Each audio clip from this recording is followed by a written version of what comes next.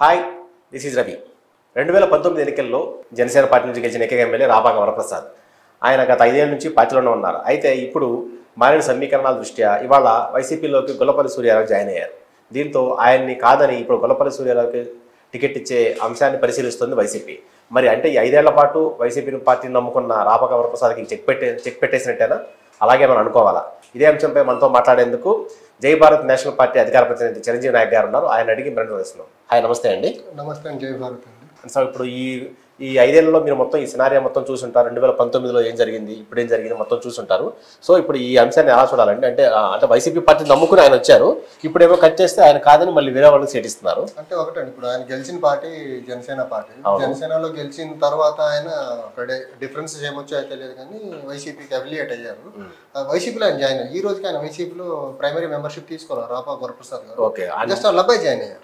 మద్దతు ఇచ్చారు. ఈయన మద్దతు ఇచ్చారు. ఈయన పార్టీలో అఫీషియల్ గా జాయిన్ అవ్వలేదు. సో రాపాక వరప్రసాద్ గారికి టికెట్ ఇవ్వకపోవడం అంత ఆశ్చర్యకరంగా ఏం లేదండి. ప్రభుత్వంలో చాలా పెద్ద స్థాయిలో ఉన్న వాళ్ళందరికీ తెలుసు ఇది ఒక బిగినింగ్ మాత్రమే. ఇలా ఒక 40 నుంచి 50 మందిని వైసీపీ అధిష్టానం మళ్ళీ మార్పులు చేర్పులు చేయబోతుంది. ఇప్పుడు వరకు కొంత దశల వారీగా ప్రకటించారు వాళ్ళు కోఆర్డినేటర్స్ని, ఇన్ఛార్జ్ని. ఇప్పుడు ఏం చేయబోతున్నారంటే మూకుముడిగా ఇప్పుడు ఆల్రెడీ టీడీపీ వాళ్ళు ప్రకటించారు. నెక్స్ట్ జనసేన వాళ్ళు కూడా ప్రకటించబోతున్నారు. బీజేపీ వాళ్ళు పొత్తులో ఉంటారు లేదా పక్కన పెడితే బీజేపీ ఇంపాక్ట్ ఏపీ ఎలక్షన్లో తక్కువ ఉంది కాబట్టి సో ఒక్కసారిగా రాజ్యసభ ఎన్నికలు అయిపోయినాయి. ఇక్కడ నుంచి రాపాక వరప్రసాద్ లాంటి వాళ్ళు ఇంకా ఎక్కువ మంది ఉంటారు. మన అవసరం లేనివాడు. మన ఏంటంటే వీళ్ళందరూ రాజ్యసభలో వైఎస్ఆర్సీపీ అభ్యర్థులు గెలిచేదానికి ఓటు వెయ్యరేమని దీన్ని కొంచెం సస్పెన్స్ లో పెట్టారు. ఇప్పుడు అయిపోయిన తర్వాత వాళ్ళకి ఎవరైతే ఉపయోగపడ్డారో వాళ్ళని ఇంకా ఎలక్షన్ల వరకు వాడుకున్నారు. ఇక నుంచి ట్రూ కలర్ ఆఫ్ వైఎస్ఆర్సీపీ మనకు కనిపించబోతుంది. సో 40 నుంచి 50 మందిని ఖచ్చితంగా మారుస్తారు.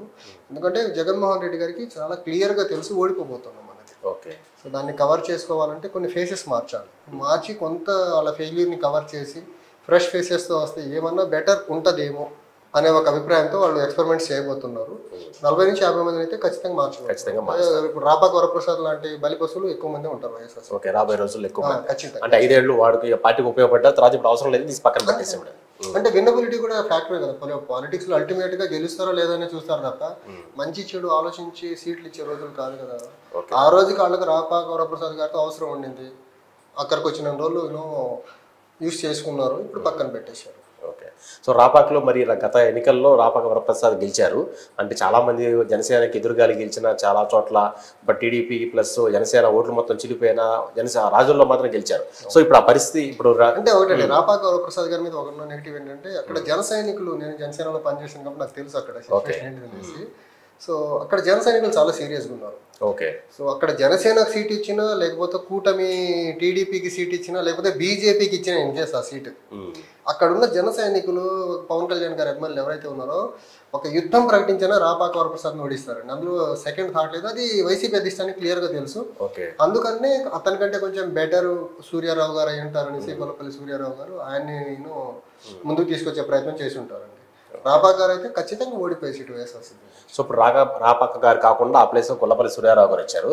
సో గతంలో నుంచి టీడీపీలో ఉన్నారు, గతంలో సీనియర్ మంత్రి, గతంలో మంత్రిగా కూడా పనిచేశారు. సో ఇప్పుడున్న పరిస్థితుల్లో రాజోరు నియోజకవర్గంలో గొల్లపల్లి సూర్యారావు గారు గెలిచే పరిస్థితి ఉందా? అంటే ఆయన సీనియారిటీ ఒకటి, మంత్రిగా పనిచేసి ఉన్నారు, అండ్ వివాద రహితుడు అనేది ఒకటి ఉంది కదా. సో ఇవన్నీ కలగలిపి కొంచెం ప్లస్ అవుతుంది. దానికి ఆయనకున్న పర్సనల్ ఇమేజ్ ఏదైతే ఉందో వీళ్ళకంటే బెటర్ ఇమేజ్ ఉంది కదా. సో ఆ బెటర్ ఇమేజ్ ఎంతో కొంత ప్లస్ అవుతుంది కదా. అంటే ఈ ఇమేజ్ ప్లస్ టీడీపీ జనసేన కూటమి సంయుక్తంగా కలిసి పోటీ చేస్తున్నాయి. అక్కడ ఖచ్చితంగా ఒక అభ్యర్థి నిలబడతాయి. ఆ అభ్యర్థిని దాటి ప్లస్ వైసీపీ తట్టుకొని నిలబడగలంత దాన్ని తట్టుకొని నిలబడగలిగే కెపాసిటీ రాపాక వరప్రసాద్ గారికి లేదనేసి సూర్యారావు గారిని తీసుకొచ్చారు. ఆ కూటమిని తట్టుకొని నిలబడగలిగే కన్నా అట్లీస్ట్ పొటెన్షియాలిటీ ఉన్న వ్యక్తిగా ఈయన గుర్తించి ఇప్పుడు ఈయన తీసుకొచ్చారు. ఇప్పుడు మీరు చెప్పినట్టు అక్కడ జనసైనికులు చాలా స్ట్రాంగ్ గా అన్నారు కదా.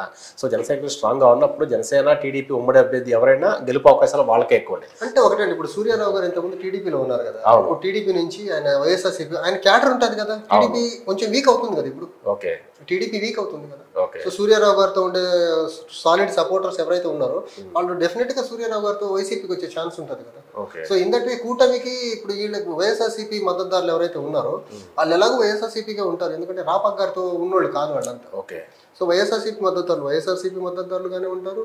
సూర్యారావు గారు మద్దతుదారులు ఎవరైతే ఇప్పుడు ఆయనతో పాటు వస్తారో ఖచ్చితంగా కూటమికి తర్వాత వైఎస్ఆర్సీపీకి ఖచ్చితంగా టగ్ ఆఫ్ వారే ఉంటుంది. అక్కడ అంత ఈజీగా ఏమి ఉండదు ఆ ఎలక్షన్ ఈసారి అక్కడ. ఓకే, అంటే టీడీపీకి జనసేనకి గంపగుత్తగా పడే ఓట్లను చీల్చే ప్రయత్నంలో భాగంగా ఇలా అంతకుముందు ఆ పార్టీలో పనిచేసిన వాళ్ళని పార్టీలోకి ఆహ్వానిస్తామని అనుకోవచ్చు మనం వైసీపీ వాళ్ళు. అంటే ఒకటండి, ఇప్పుడు జగన్మోహన్ రెడ్డి గారి వ్యూహాలు అయితే చాలా షార్ప్గానే ఉంటాయి. ఆయన ఇప్పుడు టీడీపీ జనసేనలో సీట్లు రాని వాళ్ళందరికీ ఆల్రెడీ వాళ్ళు అప్రోచ్ అవ్వడం మొదలు పెట్టేశారు. అట్ ద సేమ్ టైం ఇప్పుడు వైఎస్ఆర్సీపీలో సీట్లు రాని వాళ్ళందరినీ టీడీపీ కూడా అప్రోచ్ అవుతుంది. ఇప్పుడు మనం గురజాలు తీసుకుంటే, పల్నాడు జిల్లాలో గురజాలు తీసుకుంటే అక్కడ ఎమ్మెల్సీ కృష్ణమూర్తి గారు ఉన్నారు. ఆయన జంగ కృష్ణమూర్తి గారు ఆయన టికెట్ ఎక్స్పెక్ట్ చేశారు వైఎస్ఆర్సీపీ నుంచి. ఆయన అంతకుముందు 2 సార్లు ఎమ్మెల్యే చేసి ఉన్నారు. 99 నుంచి 2004 వరకు కంటిన్యూస్గా 2 సార్లు ఎమ్మెల్యే ఆయన. తర్వాత ఆయన 9లో పోటీ చేయలేదు, 14లో పోటీ చేసి ఓడిపోయారు, 19లో మళ్ళీ సీట్ లేదు, ఎమ్మెల్సీకి ఇచ్చారు ఆయనకి. ఇప్పుడు ఆయనకి సీట్ ఇవ్వక ఆయన వేరే పార్టీ చూస్తున్నారు. ఊహాగానాలు అయితే చూస్తున్నాం మనం. ఇలా ఇక్కడ సీటు నిరాకరించబడిన వాళ్ళందరూ వేరే పార్టీకి వెళ్తారు కదా, ఇందటిపై వైసీపీకి డ్యామేజ్ కూడా జరుగుతుంది కదా. ఓకే, సో ఇప్పుడు అట్లాగా కోణంలో కూడా వాళ్ళిద్దరూ మ్యూచువల్గా అటు జరిగే అవకాశాలు ఉన్నాయి. ఖచ్చితంగా ఇప్పుడు ఒక పక్క ప్లస్ జరుగుతుందంటే ఇంకో పక్క మైనస్ జరుగుతుంది, ఇంకో పక్క ప్లస్ ఉందంటే మళ్ళీ ఇంకో పక్క మైనస్ ఉంటుందండి. సో ఇది మ్యూచువల్ గానే ఉంటుంది డ్యామేజ్ ఇద్దరికి. వన్ సైడెడ్గా ఎలక్షన్ అంత ఈజీగా తీసుకునే పరిస్థితి లేదు. ఓకే, సో ఓవరాల్గా జై భారత్ నేషనల్ పార్టీ మీరు గమనించిన అంశాలంటే ఈ 5 ఏళ్లలో వైసీపీ పార్టీ ఎలా పరిపాలించింది, మీ పార్టీ సంబంధించిన స్టాండ్ ఏంటి? అంటే ఒకటండి, 5 సంవత్సరాలు కదా, అంతకుముందు టీడీపీ దగ్గర నుంచి తీసుకోవాలి. 2014 నుంచి 2024 వరకు 10 సంవత్సరాలుగా ఆంధ్రప్రదేశ్కి రాజధాని లేకుండా, పోలవరం పూర్తి కాకుండా, రైల్వే జోన్ రాకుండా, కడప స్టీల్ ప్లాంట్ రాకుండా, రాజధాని కట్టకుండా, విభజన చట్టంలో పొందుపరిచిన అంశాలు ఏవి రాకుండా 2 పార్టీలు సక్సెస్ఫుల్గా ఆంధ్రప్రదేశ్ని అభివృద్ధిలో వెనకబాటుకు తీసుకెళ్లి సక్సెస్ అయ్యాయి. ఈ వెనకబాటులో అభివృద్ధికి వెనక్కి నెట్టేయబడిన ఆంధ్రప్రదేశ్ని అభివృద్ధి పరంగా పురోగామి దిశలో తీసుకెళ్లేదానికి జై భారత్ నేషనల్ పార్టీ వచ్చింది. అందుకని మా మేనిఫెస్టోలో మేము క్లియర్గా చెప్పాము, ఆంధ్రప్రదేశ్కి హక్కుగా రావాల్సిన స్పెషల్ కేటగిరీ స్టేటస్ కానివ్వండి, విభజన చట్టంలో పొందుపరిచిన అంశాలు కానివ్వండి, తర్వాత వైజాగ్ స్టీల్ ప్లాంట్ ప్రైవేటైజేషన్ ఆపడం కానివ్వండి, పోలవరం పూర్తి చేయడం కానివ్వండి, ఇవన్నీ ఆంధ్రప్రదేశ్కి హక్కుగా రావాల్సిన అంశాలు. విభజించబడ్డ ఆంధ్రప్రదేశ్కి చట్టం పరంగా రావాల్సిన అంశాలు ఏవైతే ఉన్నాయో అన్నీ సాధించడంతో పాటు ఆంధ్రప్రదేశ్కి మనకు 12th finance commission profit petroleum అని ఒక మెకానిజంతో ముందుకు వచ్చింది. 12th finance commission recommend. దానివల్ల ఏంటంటే మనకు కేజీ బేసిన్లో పెట్రోలియం ఎక్స్ప్లోరేషన్ జరుగుతుంది. అక్కడ ఎక్స్ప్లోరేషన్ ఎక్కడైతే ఎంత ఎక్స్ట్రాక్ట్ చేస్తారో అక్కడ ఆయిల్ అండ్ గ్యాస్ని దాంట్లో 50% రాయల్టీని ఏ స్టేట్లో అయితే ఎక్స్ప్లోర్ చేస్తారో ఆ స్టేట్కి ఇవ్వాలి. అదొక ప్రాఫిట్ పెట్రోలియం అనే మెకానిజం ఒకటి ఉందనేసి వైఎస్ఆర్సీపీ కానీ టీడీపీ 10 సంవత్సరాలుగా రూల్ చేసిన వైఎస్ఆర్సీపీ టీడీపీకి కానీ వీళ్ళతో కలిసి ఉన్న జనసేనకు కానీ ఒక 12th ఫైనాన్స్ కమిషన్ కొంచెం వెనక్కి వెళ్ళి అందులో ఒక మెకానిజం ఉంది. ఆ మెకానిజం ద్వారా ఆంధ్రప్రదేశ్కి ఈ రాయల్టీ ఒక 50% వస్తుంది ప్రాఫిట్ పెట్రోలియంలో, అది 12th ఫైనాన్స్ కమిషన్ రికమెండ్ చేసిందనే ఒక అంశం ఉందనేది కూడా వీళ్ళ పరిజ్ఞానంలో లేదు అది. సో ఈ రకంగా విభజన చట్టంలో పొందుపరిచిన అంశాలే సాధించలేని వీళ్ళు ప్రాఫిట్ పెట్రోలియంలో మనకు 12th ఫైనాన్స్ కమిషన్ రికమెండ్ చేసిన అంశాలని సాధించాలనే స్పృహ ఉందని నేనైతే అనుకోవట్లేదు. ఈ రకంగా ఆంధ్రప్రదేశ్కి సెంటర్ నుంచి రావాల్సిన టూ మెనీ రాయల్టీస్ కానివ్వండి, టూ మెనీ ఇష్యూస్ కానివ్వండి, అవన్నీ సాధించడంలో ఈ 2 పార్టీలు ఫెయిల్ అయిపోయినాయి. వీటిని సపోర్ట్ చేస్తున్న జనసేన కూడా ఫెయిల్ అయిపోయింది. టీడీపీని సపోర్ట్ చేస్తున్న జనసేన కానీ, లేకపోతే టీడీపీ బీజేపీ జనసేనని ఒక నాట్ ఆడిస్తున్న బీజేపీ ఇవ్వడంలో వాళ్ళు సక్సెస్ అయ్యారు, ఇవ్వకుండా ఉండడం. సో వీళ్ళందరినీ కంట్రోల్ చేసి ఆంధ్రప్రదేశ్కి ఇవ్వాల్సినవన్నీ ఇవ్వకుండా ఆంధ్రప్రదేశ్ అభివృద్ధికి ఒక అవరోధంగా మారిన బీజేపీ వీళ్ళు ముగ్గురిని ఒక ఘాటిని కట్టేసేసి ఆంధ్రప్రదేశ్కి రావాల్సింది ఏవి ఇవ్వట్లేదు. సో ఆంధ్రప్రదేశ్ అభివృద్ధి పరంగా వెనక్కి వెళ్ళిపోయింది. యువత వేరే రాష్ట్రాలకి వేరే దేశాలకు వలస వెళ్ళిపోతున్నారు in search of employment, in search of better educational opportunities. మరి హైదరాబాద్ ప్రాంతంలో అయితే ఆంధ్ర నుంచి వచ్చిన వాళ్ళు ఇక్కడ ఐటీ కూడా రెసిషన్లో ఉండటం వల్ల ఊబర్ డ్రైవర్స్గా పనిచేస్తున్నారు మన యువత ఇక్కడికి వచ్చి. సో దీన్ని కంట్రోల్ చేసి స్థానికంగా ఎంప్లాయ్మెంట్ రావాలి అంటే స్పెషల్ కేటగిరీ స్టేటస్ ఆంధ్రప్రదేశ్కి రావాల్సిందే. స్పెషల్ కేటగిరీ స్టేటస్ వస్తే మనకు సెంట్రల్ గవర్నమెంట్ స్కీమ్స్ ఏవైతే ఉంటాయో దాంట్లో మనకు 90:10 రేషియోలో గ్రాంట్ ఉంటుంది. 90% గ్రాంట్ గవర్నమెంట్ ఆఫ్ ఇండియా ఇస్తుంది, 10% గ్రాంట్ స్టేట్ గవర్నమెంట్ ఇవ్వగలిగితే మనకు ఆల్మోస్ట్ 40% సేవ్ అవుతుంది. అదర్ స్టేట్స్కి వచ్చేసరికి 50:50 ఉంటుంది. 50% ఒక scheme grant government of India ఇస్తే రిమైనింగ్ 50% స్టేట్ గవర్నమెంట్ బేర్ చేయాల్సి ఉంటుంది. మనకి ఇక్కడ 40% సేవ్ అవుతుంది, దాన్ని వేరే దానికి వాడచ్చు. తర్వాత మనకు ఇండస్ట్రియల్ ఇన్సెంటివ్స్ ఉంటాయి, ట్యాక్స్ ఎగ్జంప్షన్స్ ఉంటాయి. ఇండస్ట్రీస్ని వేరే స్టేట్స్ ఇప్పుడు తమిళనాడు కానివ్వండి, కర్ణాటక కానివ్వండి, తెలంగాణ కానివ్వండి, ఇవి ఇండస్ట్రియల్లీ అడ్వాన్స్డ్ స్టేట్స్ కాబట్టి ఆటోమేటిక్గా కొత్త ఇన్వెస్ట్మెంట్స్ ఏమైనా రావాలంటే ఈ స్టేట్స్కి వెళ్తారు. ఆంధ్రప్రదేశ్లో industrial eco system proper industrial policy లేదు కాబట్టి అక్కడ ఇన్వెస్ట్మెంట్ అట్రాక్ట్ చేయడం కష్టం అవుతుంది. దానికి తోడు అంబిగ్యూటీ ఉంది రాజధాని విషయంలో కూడా. సో సడన్గా రావాలంటే కుదరదు ఇన్వెస్ట్మెంట్ అట్రాక్ట్ చేయడం ప్రాబ్లం అవుతుంది. సో స్పెషల్ కేటగిరీ స్టేటస్ వస్తే ఇవన్నీ ఆటోమేటిక్గా ఇండస్ట్రియలిస్టులు కూడా మనకి ఇన్సెంటివ్స్ ఉన్నాయి కాబట్టి మనం ఇక్కడికి వెళ్దాము, ట్యాక్స్ ఎగ్జామ్షన్ ఉంది కాబట్టి ఇక్కడికి వెళ్దాం అనే దాంతో వస్తారు. అది మాకు ప్రైమ్ ఎజెండా అండి. స్పెషల్ కేటగిరీ సాధించడం కానివ్వండి, విభజన చట్టంలో పొందుపరిచిన అంశాలు కానివ్వండి.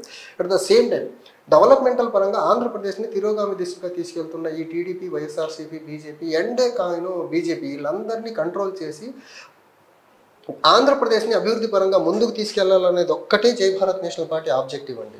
అట్ ద సేమ్ టైం మనకు మా మేనిఫెస్టో ఆల్రెడీ జనవరి 25th రిలీజ్ చేసాము.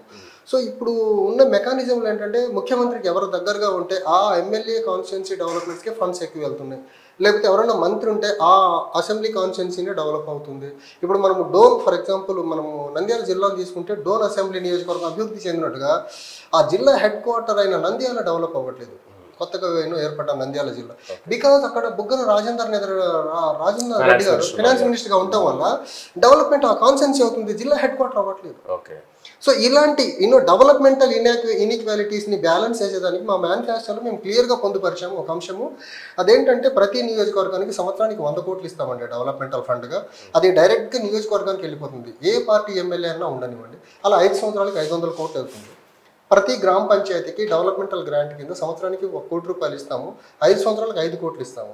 అపార్ట్ ఫ్రమ్ దిస్ ఇండస్ట్రియల్ ఎకోసిస్టమ్ని పెంపొందించే ప్రయత్నంలో భాగంగా ప్రతి గ్రామ పంచాయతీకి 10 చిన్న కుటీర పరిశ్రమలు డెవలప్ చేసి లోకల్గా ఎంప్లాయ్మెంట్ జనరేట్ చేసే ప్రయత్నం చేయబోతుంది జై భారత్ నేషనల్ పార్టీ.